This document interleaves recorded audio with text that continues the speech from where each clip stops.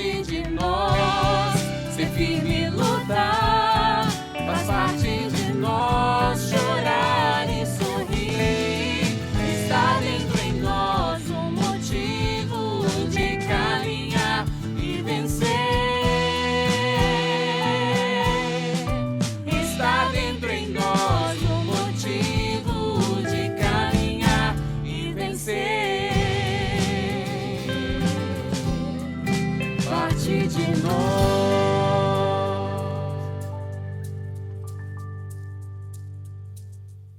Não fostes vós que me escolhestes, mas eu vos escolhi e vos constituí, para que vades e produzais frutos, e o vosso fruto permaneça. João 15:16.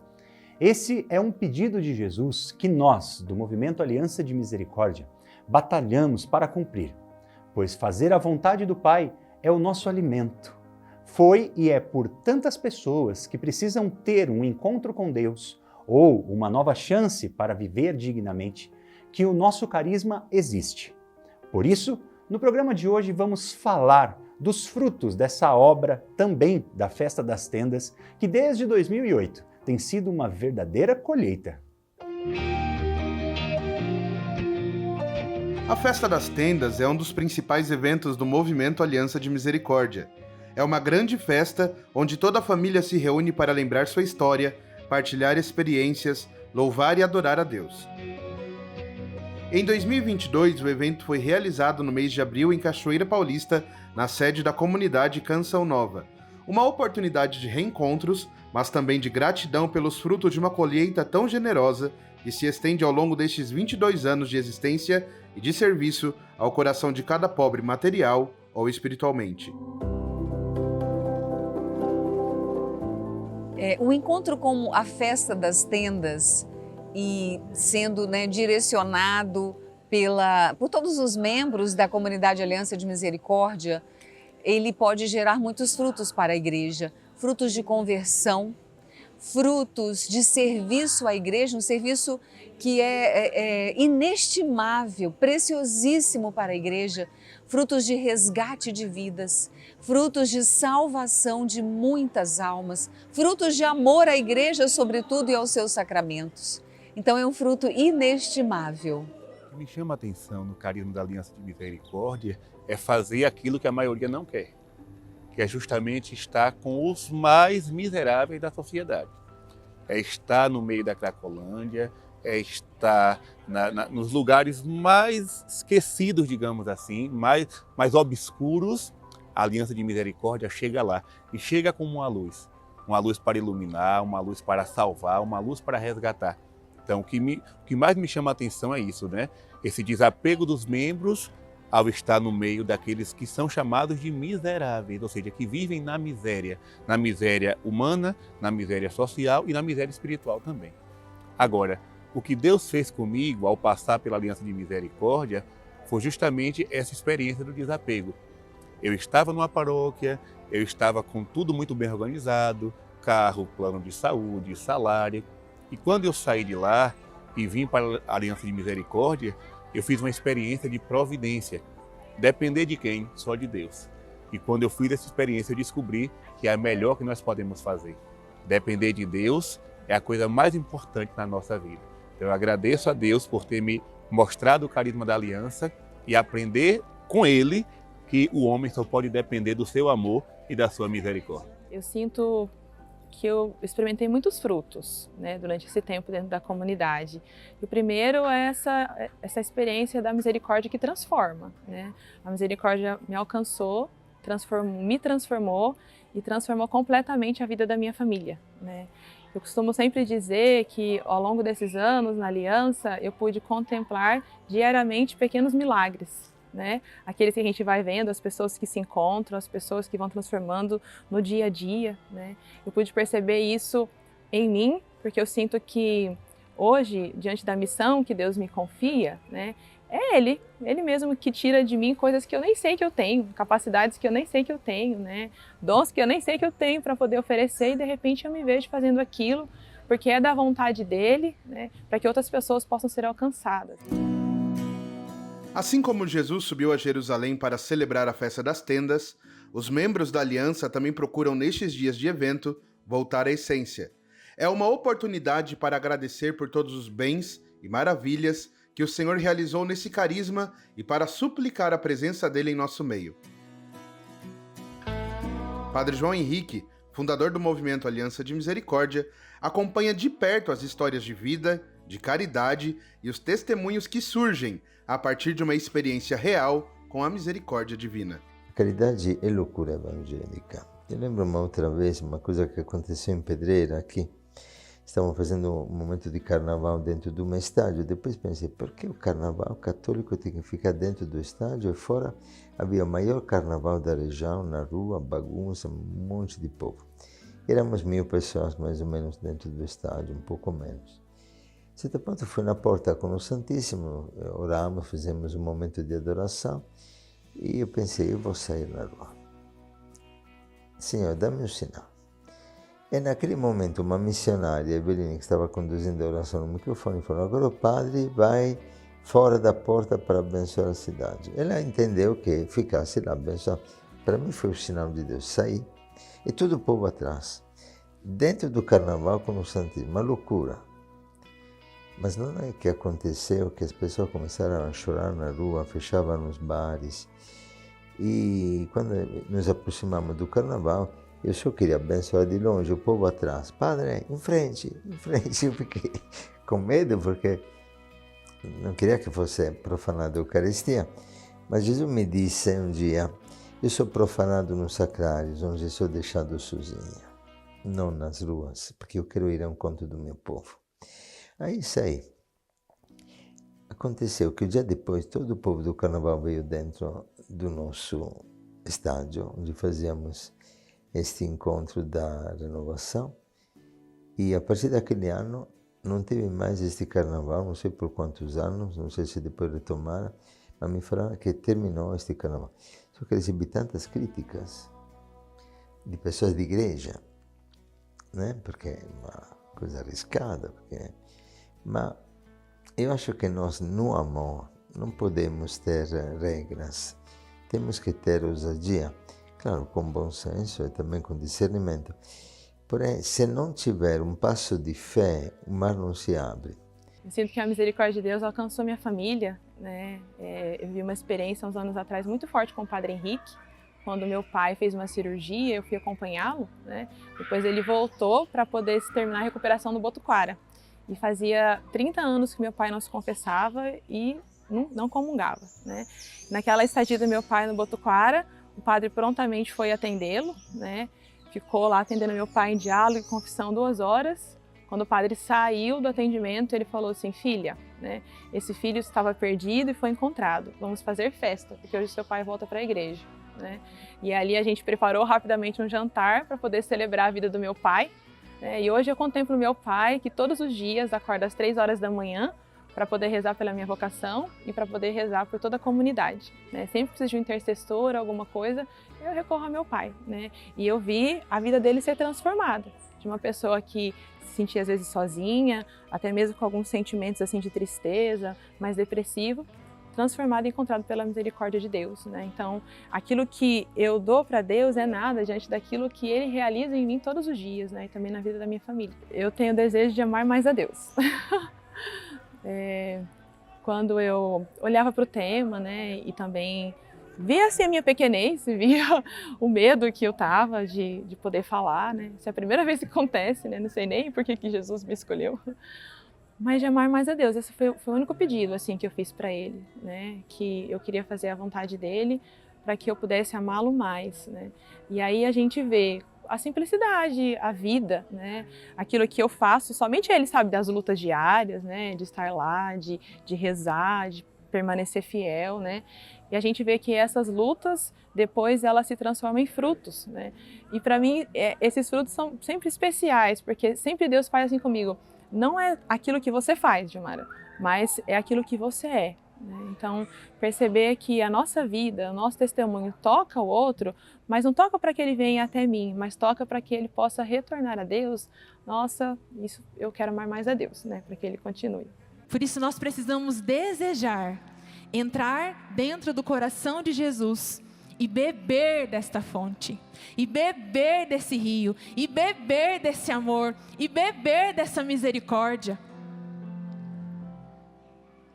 O Senhor está querendo nos ensinar esses dois movimentos, para que depois nós possamos viver a segunda parte da palavra, e do teu interior fluirão rios, porque nós bebemos, porque outras pessoas têm sede. Nós bebemos porque outras pessoas têm sede. E o Senhor convocou a mim e a você para que estivéssemos nesse carisma e fôssemos evangelizar em lugares que a maioria das pessoas não querem. Ao longo de todo esse tempo que eu acompanho a Aliança de Misericórdia, como uma grande amiga da Aliança de Misericórdia, eu vi inúmeros frutos. E frutos assim que me tocam profundamente, exatamente nessa área do resgate da pessoa humana, da promoção humana. Então, são vários os frutos que eu poderia aqui enumerar, de conversão, transformação. A gente pensa que algumas coisas realmente não são mais possíveis, mas são. Porque quando o Senhor age, Ele transforma qualquer coisa, qualquer realidade de vida. Então eu vi muitas vidas sendo transformadas, pessoas que viveram anos nas drogas, pessoas que viveram anos na prostituição, hoje, com a sua dignidade totalmente resgatadas, a dignidade de filhos e filhas amados e amadas de Deus. Hoje uma jovem me perguntou, padre, como é ter o pique do Senhor? Eu falei, adorando a Eucaristia. Tem momento que estou destruído, não tenho mais um pingo de força. Vou na frente do Santíssimo e me sinto renascer. E a adoração é o segredo da nossa vida. Sem oração, realmente somos pobres demais para amar. Mas quando adoramos e descansamos na presença do Senhor, porque adorar não é dizer palavras, estar lá com Ele e viver nele, deixar Ele viver em nós. A gente é como é refeito pela graça. E aí você vê que mesmo aquilo que nos sustenta não é a nossa força, mas a força daquele que ressuscitou dos mortos. Cristo é vivo, Ele quer viver em nós.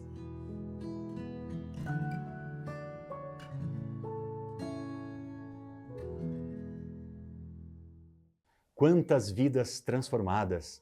Quantos filhos da aliança tiveram a sua dignidade de volta? Missionários ordenados, aprovação definitiva dos nossos estatutos e constituições, prêmio das melhores ONGs. Esses são só alguns dos frutos que a aliança trabalha todos os dias para entregar a Deus, com doação e amor. A família Aliança de Misericórdia acolhe e une as forças de homens e mulheres, celibatários e casados, leigos e clérigos, que de várias formas e níveis, chamados por Deus, tornam-se filhos da misericórdia para evangelizar as ovelhas perdidas. E os frutos dessa missão são colhidos a cada instante, em cada história de vida alcançada, em cada sim de um amor experimentado e renovado. Antes de vir aqui, passei a visitar o Padre Marlon, que é um padre que está se consumindo numa doença rara. E ele oferece tudo para a conversão, para a evangelização, como vítima de misericórdia da aliança. Toda vez que consigo, passo para visitá-lo, porque eu creio nesta comunhão dos bens. Na verdade, os protagonistas da aliança não são os fundadores, nem são os membros da presidência. São aqueles missionários ou membros do movimento que no silêncio consomem a própria vida, às vezes sem nem aparecer. Nesses dias morreu Laurinda, uma nossa vítima de misericórdia da África, que não tinha nada. Ela morrendo dizia, tinha medo de morrer sozinha, mas agora sei que tinha uma família, porque no Hospital Aliança estava presente. Mas ela consumiu toda a vida na pobreza, era paralítica, vítima de misericórdia, para que a evangelização tocasse os corações. Eu tenho uma foto do Paulo Roberto no meu quarto, junto com os santos lá, o altarzinho que eu tenho, porque eu chamo o Paulo Roberto o santo do silêncio. Mas, padre, qual é a relação que tem o silêncio com a vida de Paulo Roberto? Não é com a vida dele, é com a minha. Quando eu olho para aquele retrato de um homem sem rosto, de um homem sofredor, de um homem num estado tão lastimável, eu aprendo com ele a não reclamar da minha vida, a não murmurar. Então, todas as vezes que eu penso em murmurar de alguma coisa, eu olho para a foto do Paulo Roberto e me calo, eu silencio. Então, Paulo Roberto é este sinal do amor de Deus que me ajuda a silenciar nas minhas dores. Ou seja, eu passei agora por uma gripe. Toda gripe incomoda, deixa você abatido, deixa você, sem ânimo. Aí, quando eu queria reclamar da gripe, eu olhava para Paulo Roberto e não posso reclamar porque você sofreu mais, Então, a vida de Paulo Roberto precisa ser também conhecida pelo povo, Para que a gente aprenda a não murmurar. Sempre tem alguém sofrendo mais do que a gente. Vítimas e sementes que morrem são, por exemplo, Luiz Carlos. Eu contei o testemunho durante uma das pregações aqui na Canção Nova, que era um matador de uma facção criminosa e que, convertido por causa de uma cura, por causa do repouso do Espírito Santo, um momento carismático, acabou saindo do tráfico, sendo ameaçado de morte, morreu com 6 tiros na saída da igreja, com o terço nas mãos. É um mártir. Nós temos tantas experiências, como o Nivaldo e outros, que passaram de uma vida de pecado, de destruição, a um culmen de santidade que eu não tenho. Nivaldo evangelizava com um poder enorme, era 9 anos dependente da droga, era assaltante de banco, foi nosso primeiro filho, meu primeiro filho. E ele deu a vida para salvar um irmão de rua. E ele, quando morreu, não tinha quase nada, nem de roupa. Chegou com uma mala grande, e quando morreu, todas as roupas dele cabiam uma caixinha pequena, tinha dado tudo e deu a vida. Quanta santidade escondida. Como diz Papa Francisco, quantos santos da porta do lado, quanta vida, quantos pequenos sacrifícios que ninguém saberá. Pessoas que levantam de madrugada, agora são tantos, também com o Padre Gilson, com as irmãs do ESED. Deus está levantando um exército de homens, de mulheres, que estão voltando à essência do Evangelho, que é dar a vida.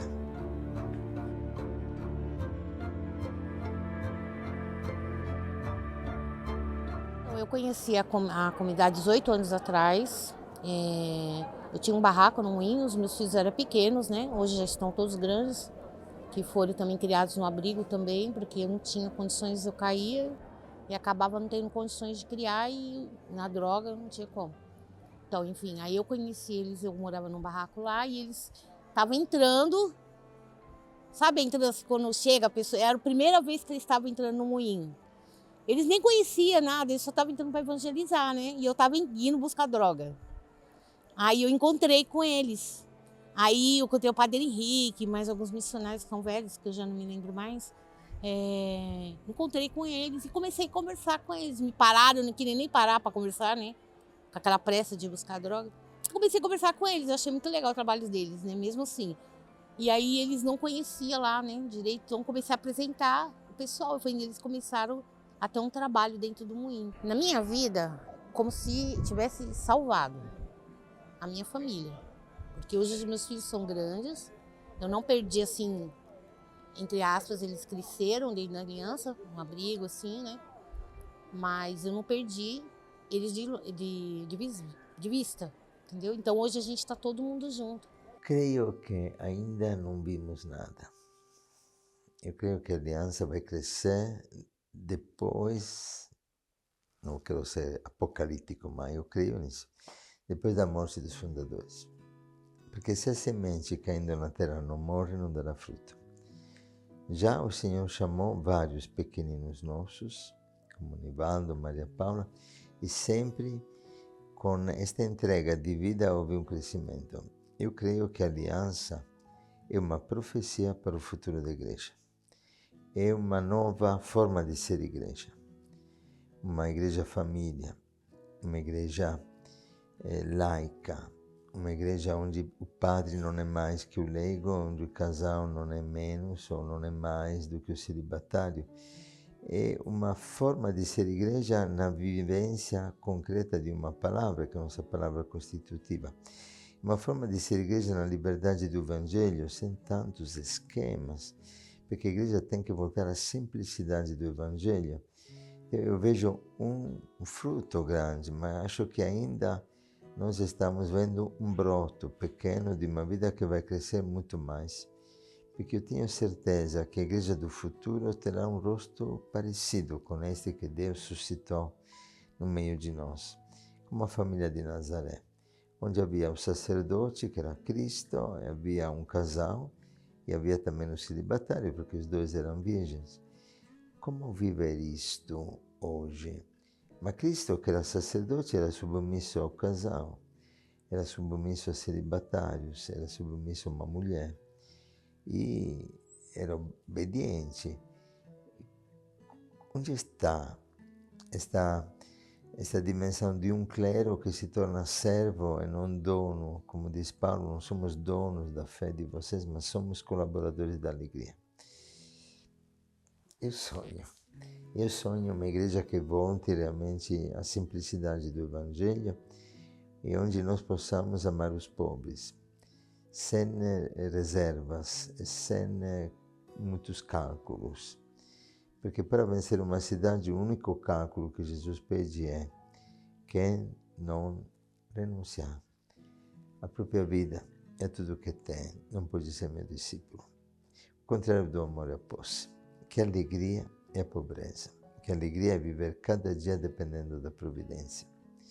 Que alegria é fazer da nossa vida um dom para os outros e consumir-se por amor.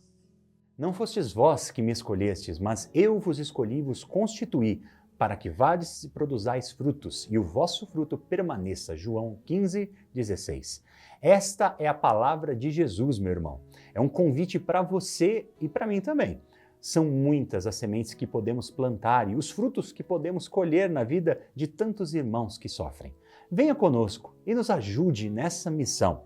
Se você não é inscrito no nosso canal, faça isso agora mesmo e ative as notificações. Compartilhe também esse vídeo nos seus grupos de WhatsApp com todas as pessoas que você sabe que esse amor de Jesus pode ser plantado no coração também. Que Deus os abençoe. Em nome do Pai, do Filho e do Espírito Santo. Amém.